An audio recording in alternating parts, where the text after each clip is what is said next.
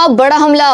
ایران کے مسلح افواج کے خاتم الانبیاء ہیڈ کوارٹر نے اسرائیل کے خلاف ایک نئی اور شدید کارروائی کا اعلان کرتے ہوئے تہران کی دفاعی برتری کا دعویٰ کیا ہے۔ ترجمان کے مطابق ایرانی افواج نے ایک تازہ لہر کے دوران اسرائیل کے اہم توانائی کے ڈھانچے کو نشانہ بنایا ہے، جس میں حیفا کے مقام پر واقع آئل اینڈ گیس ریفائنری اور ایندھن کے ذخیرہ کرنے والے ٹینکوں پر ڈرونز کے ذریعے کامیاب حملے کیے گئے ہیں۔ اس کارروائی کے نتیجے میں تل ابیب کے قریب واقع ایک اہم سیٹلائٹ کمیونیکیشن سینٹر کو بھی مکمل طور پر تباہ کرنے کا دعویٰ کیا گیا ہے۔ مسلح افواج کے ترجمان نے واضح کیا ہے کہ یہ حملے ایران کے تیل کے ذخائر پر کیے جانے والے حملوں کے جواب میں 33ویں لہر کا حصہ ہیں، جو دشمن کی معاشی شہرک پر ضرب لگانے کے لیے کی گئی ہیں۔ مزید برآں ایران نے عراق کے علاقے کردستان میں واقع حریر بیس پر موجود امریکی فوجی ہیڈ کوارٹر کو بھی نشانہ بنایا ہے، جہاں 5 میزائل داغے گئے ہیں۔ ترجمان کا کہنا ہے کہ یہ کارروائیاں ثابت کرتی ہیں کہ ایران اپنی سرزمین پر ہونے والی کسی بھی جارحیت کا بھرپور اور مؤثر جواب دینے کی مکمل صلاحیت رکھتا ہے۔